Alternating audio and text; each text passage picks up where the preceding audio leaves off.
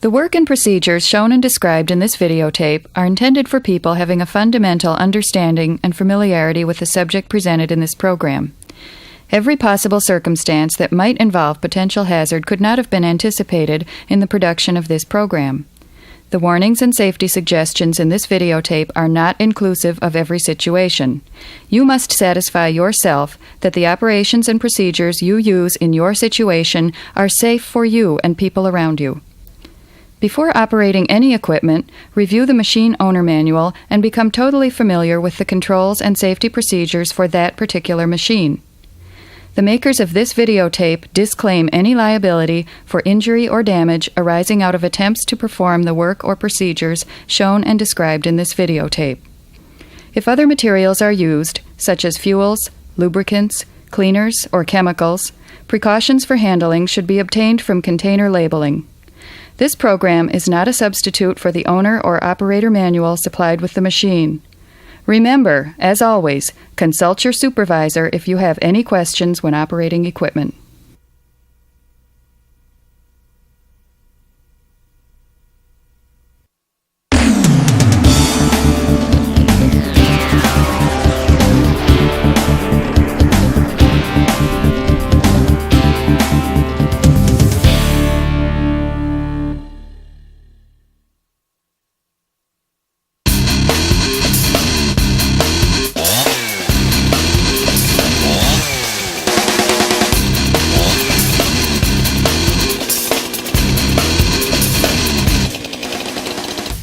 Chainsaws, good tools or dangerous? They can be both. As golf course ground staff members, it's up to you. Chainsaw safety is a combination of knowledge, skills, and mindset. A safety mindset that helps you keep focused at all times. When you operate any equipment, you must stay focused on what you are doing and how you are doing it every second. The same is true when you operate a chainsaw. This video presentation will help you develop some basic chainsaw operation skills and will introduce you to some of the key safety rules. Your mindset is your responsibility. No one can make you be safety conscious. You must make that decision yourself. If anything in this video contradicts what your supervisor has told you, please see your supervisor for further clarification and always follow his or her direction.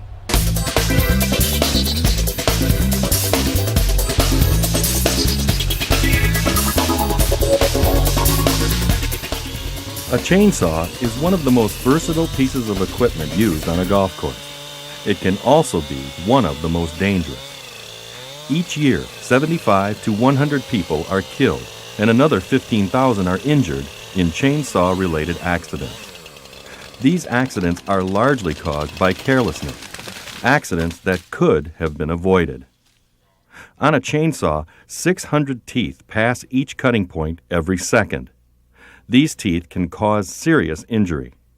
An improperly used chainsaw can kick back into your face or body much faster than you can react. In this presentation, we will cover a number of key topics to help you safely handle a chainsaw at all times. However, this presentation is not meant to take the place of personal hands-on training you will receive from your supervisor. You must receive hands-on instruction and be totally familiar with the operator's manual before you attempt to operate a chainsaw. This presentation is designed to work with the knowledge you will receive from your instructor and the operator's manual. The key topics we'll cover in this video include proper clothing and protective gear, basic chainsaw safety rules, how to transport a chainsaw, gripping and starting a chainsaw, basic techniques for safely felling and cutting up of trees, and basic maintenance and troubleshooting procedures.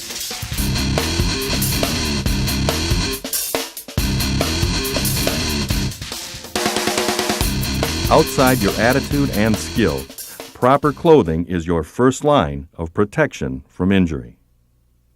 Protect yourself from flying wood shavings and other debris by wearing a long-sleeved shirt.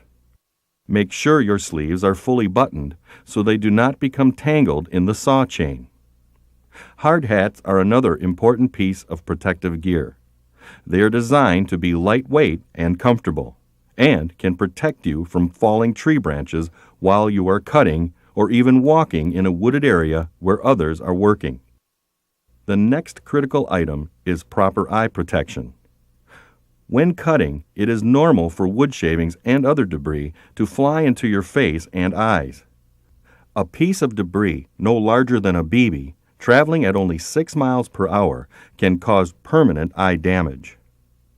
There are several types of protective eyewear, but the best option is wearing safety goggles with a woodcutter's face shield.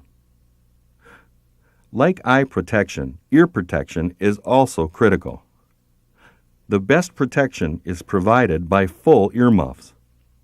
Earmuffs block out harmful noise, yet allow you to hear a normal conversation clearly and safely. It's important to realize that measurable hearing loss occurs at 85 decibels for as short a time as 10 minutes. The quietest chainsaws are about 100 decibels, and cutting with a chainsaw is seldom finished in as little as 10 minutes. What's more, loud noise on unprotected ears is also a leading cause of fatigue in chainsaw operators. Fatigue is leading cause of carelessness and accidents. There are other styles of ear protectors such as rubber or foam inserts. If perfectly installed and kept hygienically clean, inserts are rated very effective. However, experts agree that it is difficult to put inserts in perfectly, leading to the overall advantage of using muffs. Always look for the hearing protection rating on muffs or inserts. It is also critical to wear heavy-duty pants such as jeans or work pants. In addition, wearing chainsaw protective chaps will provide extra protection for your legs, as will ballistic nylon pants, which protect your full torso from the waist down. Protective chaps and pants are constructed with a special protective fiber that is drawn into the saw blade and will slow or stop the chain cutting action. They provide you with the valuable reaction time you need to prevent an injury. Also, wear boots with steel toes, or better yet, woodcutter's boots, which are equipped with chainsaw protective material. Your boots should also have full lug bottoms to give you secure footing on uneven ground. The minimum standard in hand protection is heavy-duty leather work gloves or woodcutter's gloves or mittens. Both have chainsaw protective material in the left hand, where most hand accidents occur.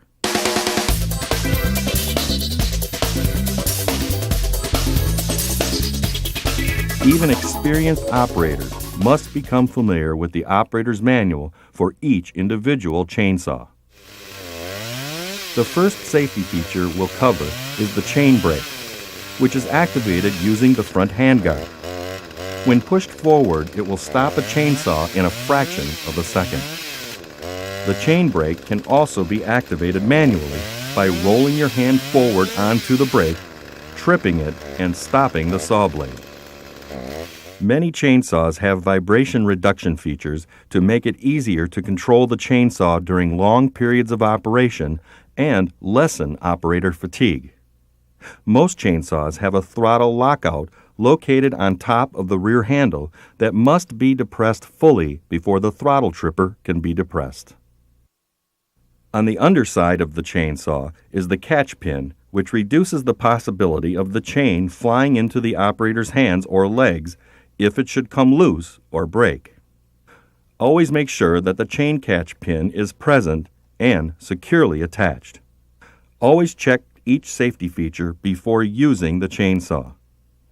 Both the chain brake and the safety trigger should work properly, and the chain catch pin should be securely in position. If any of the safety features are not working, have the saw repaired before you begin cutting. In addition, it is important to make sure the chain is sharpened and properly adjusted. This will not only increase the chain's performance, but will also make the chain less likely to bind in the cut.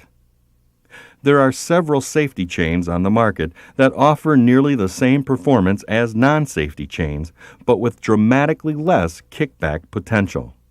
Unless you are an experienced, trained chainsaw operator, these safety chains offer the best combination of performance and safety.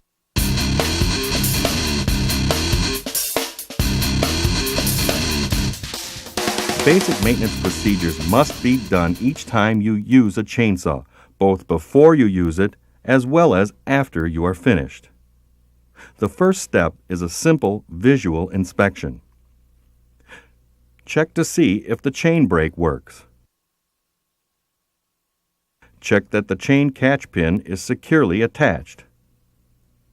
Check the saw bar and chain. Are any cutters damaged or loose? Is the bar bent or loose? Is the chain properly tensioned? A damaged saw chain or bar must be repaired or replaced by a qualified person before using the saw. Check the muffler. Is it securely attached? An improperly attached muffler can increase the chance of fire, and the louder noise increases operator fatigue. Check the air filter. Make sure it is clean. A poorly maintained air filter will decrease your chainsaw's performance. Check for leaks in the fuel tank, tank cap, and fuel lines. Check the throttle trigger and throttle lockout as well as the engine stop switch to make sure they work properly. If there are any small pieces of wood debris caught in the bar or any other part of the chainsaw, carefully remove them with compressed air. Check the carburetor adjustment. If the engine does not idle properly, have it adjusted by a qualified technician. Check to see that the guide bar nuts are secure. Check the cooling inlets to make sure that they are not clogged by debris. Check the chain lubrication by running the saw at full throttle for a few seconds. The chain should have a film of oil visible on the drive links, the ride inside the groove. All basic maintenance procedures must be done both before and after you use the chainsaw. To avoid burning yourself, the after-use examination should be done only after the saw has cooled. Store your chainsaw in a cool, dry, and out-of-reach place, making sure the bar scabbard is on. Never store a chainsaw with a full tank of gas.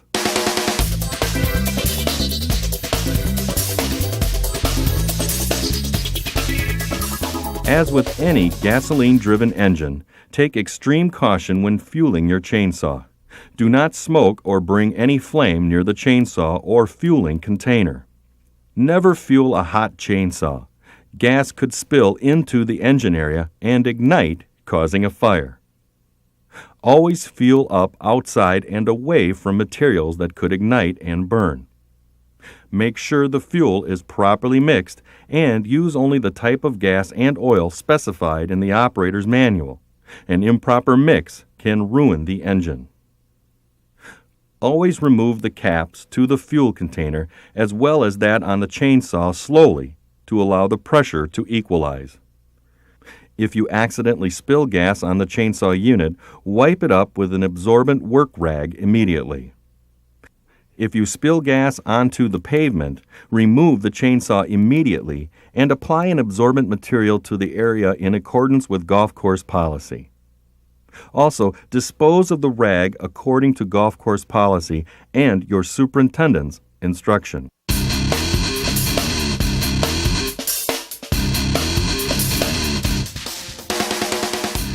When transporting the chainsaw to the worksite for cutting, place the chainsaw bar scabbard on the chainsaw to protect it. Also, make sure the gas and oil caps are tightly closed. Position the chainsaw and gas can so they will not tip or roll to prevent damage and spilled fuel.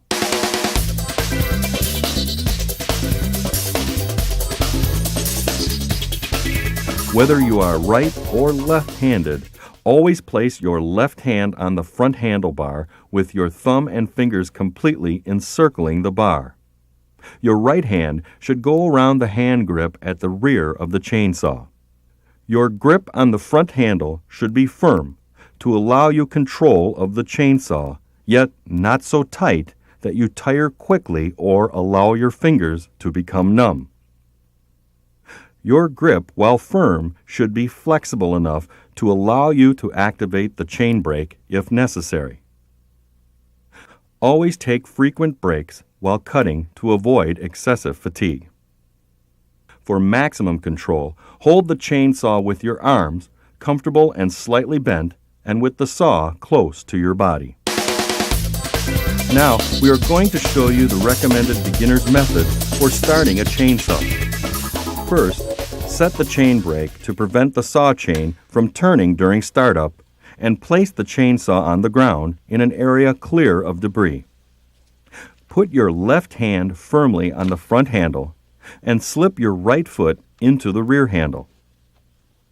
Set the choke and pull the starting cord with your right hand while you stabilize the chainsaw with your left hand and your right foot. Avoid using the drop start method. It is extremely dangerous. The saw can slip from your hands into your thigh or feet and cause serious injury.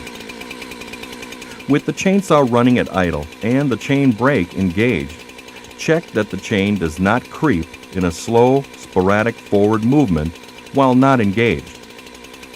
If the chain creeps, adjust the clutch. If the clutch is broken, have it fixed. If the saw chain is not creeping, depress the trigger to check that the acceleration is smooth and the chain does not bind. Then, with the saw idling and the chain brake engaged, turn the saw in several different positions to make sure that the saw idles smoothly in all orientations. If it does not, shut off the saw and get it repaired. When cutting with a chainsaw, keep the saw out in front of you, low and close to the item being cut. Your arms should be in a comfortable position and slightly bent. Grip the saw securely with both hands.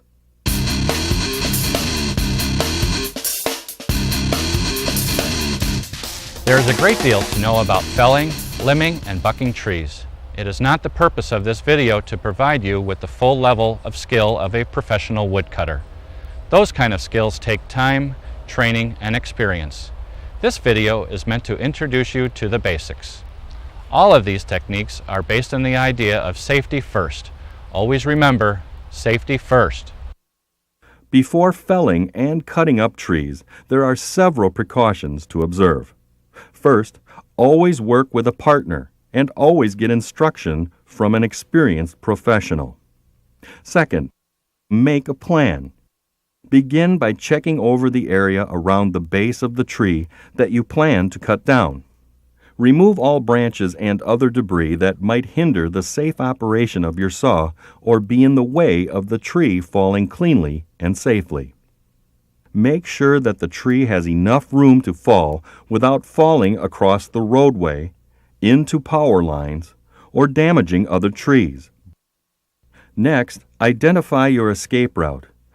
Plan your escape route to be at a 45-degree angle from the path of the downward falling tree. Clear away any debris and branches that you might stumble over. This should be done for a full 25 pace distance from the tree. Never move down your escape path with the chainsaw running. And always be aware of your coworkers' location. They should be at least 2 tree lengths away. When I was 19, I was working for a small tree company, and we did a lot of utility work for an electric company, and we were clearing for new lines. And there was 4 of us on the crew, and we spread out pretty good. We were cutting down trees. We were cutting them up into 4-foot lengths and then throwing them aside. And the guy behind me, he was an experienced tree man, and he cut down a tree. I had dropped one, and I turned my back to him and started cutting up my tree, and I thought he was doing the same. But he moved to another tree and dropped another tree, and that tree fell on me, hit me on top of the head, knocked me to the ground. I fell over my chainsaw, and I stood up spitting my teeth out. And that was an instance where I shouldn't have turned my back on my fellow co-worker. But you learn. It is important that you use a felling method that gives you the greatest amount of control and safety. Most professionals feel that the open face and hinge method is the safest, most accurate method with which to fell a tree. To use this method, you should understand that different areas of the saw chain produce different directional forces. It is important that you learn how to use these forces to help you cut and safely fell a tree. When you contact the tree with the top side of the bar and chain, the cutting inertia will push the saw away from the tree and back toward you. When you contact the tree with the tip of the guide bar, the force will tend to kick the saw back toward you. The smaller the nose radius of a chainsaw bar, the less kickback area is exposed, which can reduce the risk and severity of kickback. Contact with the underside of the bar and chain has the effect of pulling the saw into the tree. Using the bottom of the saw bar and chain, make a broad opening cut on the side of the tree that you want the tree to fall on. Use the saw bar as a sighting device as you cut into the face of the tree trunk. This is called the top cut. It allows you to control the speed and direction of the fall. Make a second cut upward on the same face to meet the first cut and remove the wedge. Many woodcutters call this wedge the pie. The final cut is made into the back side of the tree trunk parallel to the pie cut. Come in slowly and gently. Take your time and examine your work as you go. Typically, when there's about 10% of the tree left to cut, it will start to face.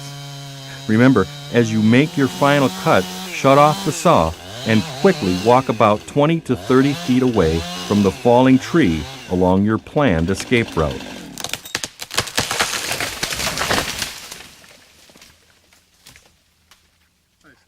You should never stand directly behind a tree as it falls. Stresses caused by compressed limbs could force the cut edge of the tree back over the stump into you.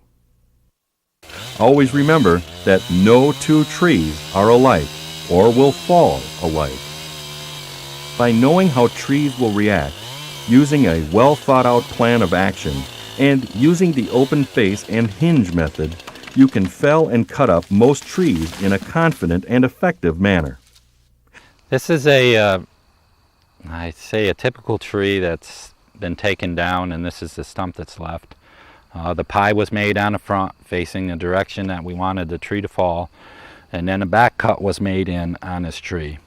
Now when you make your back cut, you want to make sure that you're about the same height as your pie, and you come in parallel to your pie and leave a certain amount of wood for the tree to hinge on, so it's still attached, but it's starting to fall, and it'll follow the pie as long as the hinge doesn't break, and it'll follow the pie until gravity takes over, and then the hinge will break and it'll fall to the ground.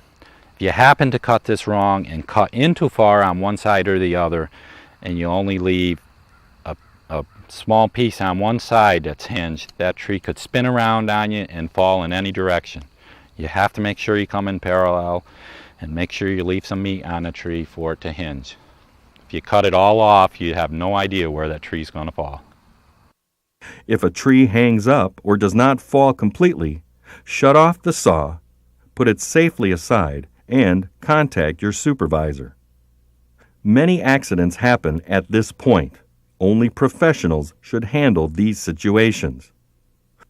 Once a tree is safely on the ground, you are ready to buck and limb the tree. When bucking a tree, look for hazards and make your plan. Ask yourself another series of key questions. Did the tree twist when it fell? Could it twist again as you start to cut it up? Branches that are bent, twisted, or hung up in other trees are extremely dangerous. Watch out for things like nails or knots in the tree. They are dangerous and can break the saw chain. What parts of the tree are lying flat and what parts are suspended? What are the stress points? Did the tree slip forward as it fell, creating back pressure on the limbs? Answer all these questions thoughtfully. The purpose of the plan is to keep you in control so that the cutting process is done in a safe and thought-out manner. Limbing a tree can be dangerous.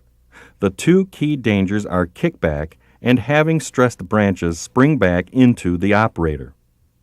It's important to know where to stand when limbing a tree. Always stand on the side of the tree away from where you anticipate it might roll. Do not stand on the down side of the tree, and never stand on a downed tree while limbing. If the tree moves while being limbed, you could be knocked into the saw. Always make sure your feet are set good and you're in a good position and the chainsaw is close to your body so you have good control of it. When you're pruning limbs, the same thing. You can hit the tip of the bar on another limb that you don't see and have it kick back. And you want to make sure you have a good grip of it and you can see good at what you're doing. Be cautious of limbs or logs under tension. A limb or log under tension can spring back on you and cause you to lose control of the saw. To avoid these problems, never allow a coworker to hold a branch that you are cutting. Do not cut the branch with the tip of the blade or allow the tip to touch another branch, as this will cause kickback.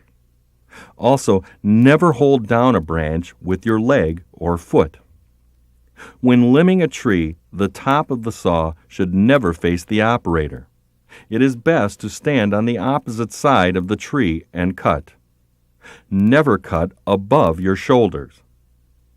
When cutting the top, stay on the uphill side of the tree top. Determine which side might move, the stem or the top. Cut from the opposite side to keep the tree from rolling. Put sections of cut limbs under the downed tree to keep it off the ground, making the cutting easier, and keep the saw out of the dirt. Only professionals should use ladders and ropes, and you should avoid climbing a tree unless trained. That's the number one way people get hurt is cutting off a ladder, because that's the number one thing they taught us in school.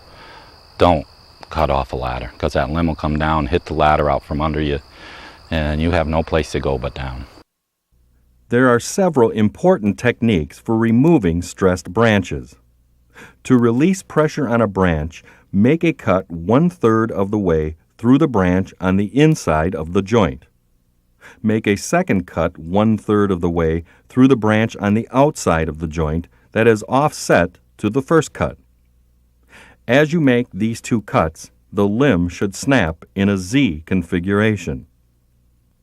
When cutting a branch suspended in the air, your first cut should be to the underside of the branch.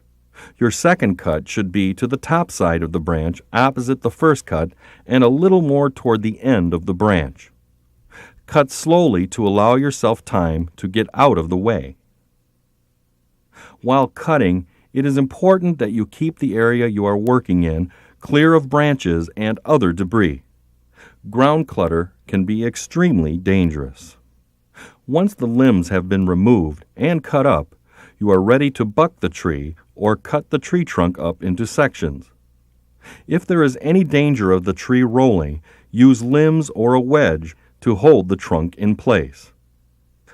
Also remember, when bucking a tree, do not stand on the trunk. If the tree is lying where the pressure seems to be downward, make your first cut from the bottom about 1/3 of the way through the trunk. Make your second and completing cut from the top.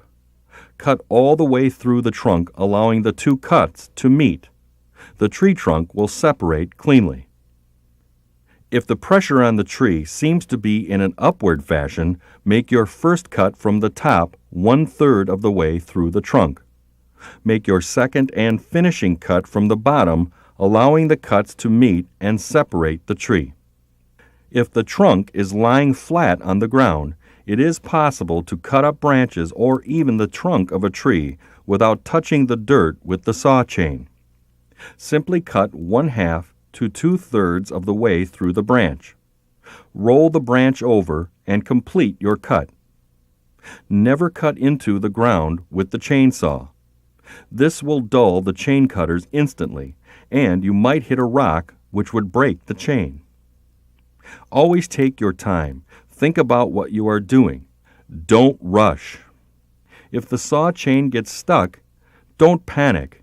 Do not try and pull the bar and chain free, because you could pull the chainsaw into your body or facial area. To free a bound chainsaw, turn it off and use a large tree branch or bar as a lever or a wedge to raise the tree. That will release the pressure on the blade. Then carefully free the saw. Examine the chain and bar to make sure that it isn't damaged. If the chain is damaged, have the chain replaced before you continue cutting. These are only the most basic techniques for felling and cutting up trees. Remember, if you run into an unusual situation or if you are in doubt about how to do something, ask your supervisor.